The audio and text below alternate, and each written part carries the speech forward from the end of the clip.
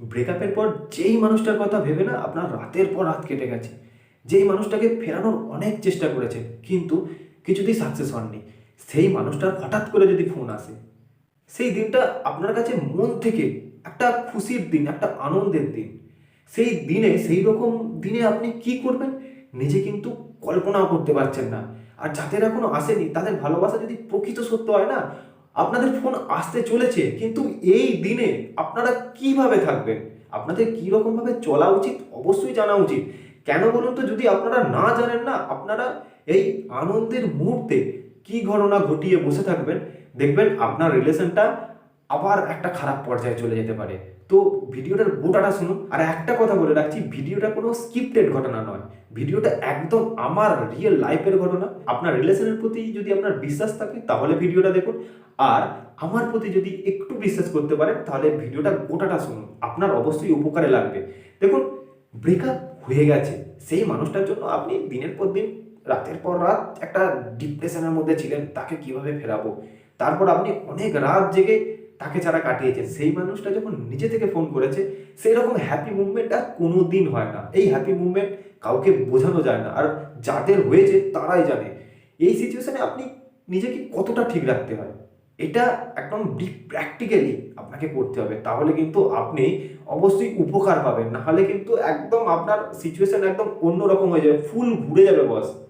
দেখুন, ব্রেকআপের পর সেই প্রিয় মানুষটা যখন এতদিন পর আপনার সাথে কথা বলতে এসেছে, আপনার কি উচিত জানেন?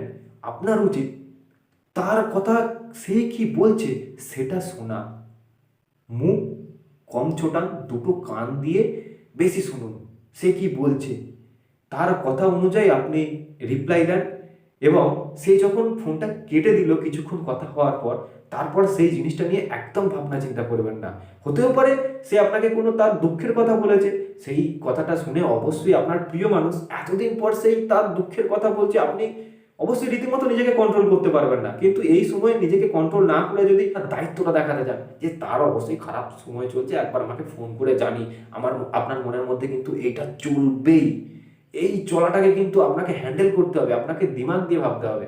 কেন বলুন তো, আপনি ধরুন তার খারাপ অবস্থা চলছে, তার খারাপ সিচুয়েশন চলছে, আপনাকে সে বলেছে, আপনি আপনার মনের মধ্যে চলছে, হ্যাঁ আমার প্রিয় মানুষটা একটা দুঃখের মধ্যে আছে, আমি তাকে একবার ফোনটা করি। সে কি সিচুয়েশনে থাকবে এতদিন পর আপনাকে সে ফোন করেছে, আপনি জানেন? জানেন না তো বস। তো সে তো একটা কাজের মধ্যেও থাকতে পারে, বা সে কোনো রিলেটিভের বাড়িতেও যেতে পারে। তো এই সিচুয়েশনে তাকে ফোন করবেন, প্রথমবার ফোন করলে কিন্তু আপনার ফোনটা কেটে দেবে, এরকম সিচুয়েশনের মধ্যে যদি থাকেন। তারপর আবার ফোন করবেন, আপনার মনে চলছে এতদিন পর তার আপনার প্রিয় মানুষ ফোন করেছে, তার দুঃখের কথা বলেছে। আপনার তো অবশ্যই মনের মধ্যে চলছে যে আমার প্রিয় মানুষটা কি হলো রে, তার প্রবলেমটা আমাকে এক্ষুনি সলভ করে দিতে হবে। আপনার মনে কিন্তু চলবেই, কারণ ইমোশনাল বস, আপনি তাকে ভালোবাসেন, এতদিন পর তার ফোন পেয়েছেন। এটা আপনার কোনো দোষ নয়, আপনার মনকে আপনি কন্ট্রোল কোনোদিন করতে পারবেন না, মনকে কেউ সহজে কন্ট্রোল করতে পারে না। একটা 21 দিনের অভ্যাসে নিজেকে বেঁধে রেখে একটা গুড রুটিন তৈরি করা যায়, রুটিনটা অনুযায়ী নিজেকে রেখে রাখতে পারা যায়, কিন্তু মনকে অবশ্যই কন্ট্রোল করা যায় না, কেউ করতে পারে না, খুব চাপ মনকে কন্ট্রোল করা। তো এই সিচুয়েশনে আপনি মনের কথা শুনে যদি তাকে ফোন করেন, কি সিচুয়েশন আছে বুঝতে পারলেন না, সে কি করলো, আপনার ফোনটা কেটে দিল, আবার দ্বিতীয়বার করলেন আবার কেটে দিল। তো আপনি বুঝতে পারছেন আপনার সিচুয়েশনটা কি হচ্ছে, আপনার কিন্তু নেগেটিভ এফেক্ট তৈরি হয়ে যাচ্ছে তার মধ্যে। এরপর দেখুন, সে ধরুন আবার আপনার সাথে কথা বলতে এলো, বা আপনি ফোন করছিলেন দেখে আপনাকে ফোন করলো, তখন আপনি অবশ্যই খুব সিরিয়াস হয়ে যাবেন। তার কি হচ্ছে, আপনার মনের মধ্যে এমন ফার্স্ট্রেশন চলবে না, আপনি কি বলবেন সেটাই খুঁজে পাবেন না। একদম পুরো মানে কোনটা বলতে যাবেন, কোনো গুছিয়ে কোনো কথাই বলতে পারবেন না তাকে, এটা হবে বস। তো এই সিচুয়েশনে নিজেকে কন্ট্রোল করে রাখাটা অবশ্যই দরকার, কারণ আপনি এই কন্ট্রোল করতে না পেরে আবার যদি যান, আবার কিন্তু আপনার মধ্যে ইন্টারেস্টটা একদম ফুলফিল চলে যাবে, হয়তো আপনাকে ব্লকও করে দিতে পারে। বুঝতে পেরেছেন? অবশ্যই আপনাদের ভালোবাসাটা সত্যি ছিল বলে সে আপনাকে ফোন করেছে, এবং সে আপনার কথা ভাবনা চিন্তা করে, এটা থেকে তার প্রমাণ। কিন্তু আপনি আবার যদি করেন, ভাববেন আপনার একদম পুরো ইমপ্রেশনটা ফুল ডাউন হয়ে যাবে বস। তো এই সিচুয়েশনে নিজেকে কিন্তু ওভারকাম করতে হবে। অনেক লাইফে খারাপ সিচুয়েশন আসে, আমরা খারাপ সিচুয়েশন থেকেই কিন্তু শিক্ষা নিতে হবে আমাকে। আমি এই কারণেই ভিডিওটা আপনার কাছে এনেছি, যাতে এই সিচুয়েশনটা আপনি নিজেকে একটু বুঝে অন্তত রিয়েলাইজ করে চলতে পারেন। এবং আগে থেকে আপনার মনের মধ্যে এটা জেনে রাখা উচিত, আপনার প্রিয় মানুষের ফোন আসবেই, আপনাদের ভালোবাসা একটুখানি সত্যি হয়ে থাকে যদি, না আপনার প্রিয় মানুষের ফোন আসবেই নো কন্ট্যাক্টে যাওয়ার পর। তো বস, এই সিচুয়েশনে একটাই গাইডেন্স আপনাকে করে রাখছি, মন দিয়ে ভাবনা চিন্তা করছেন যে সেটা ডিসিশনটা নেওয়ার আগে ব্রেন দিয়ে ডিসিশন নেবেন, মস্তিষ্ক দিয়ে ভাবনা চিন্তা করবেন, তাহলেই না আপনার উপকার হবে। না হলে কিন্তু আপনার ইমপ্রেশন একদম চলে যাবে, দিয়ে আপনি আবার ব্লকে চলে যেতে পারেন। বিশ্বাস করুন, আমার লাইফে হয়েছে এরকম দিন, আমিও কাটিয়ে এসেছি।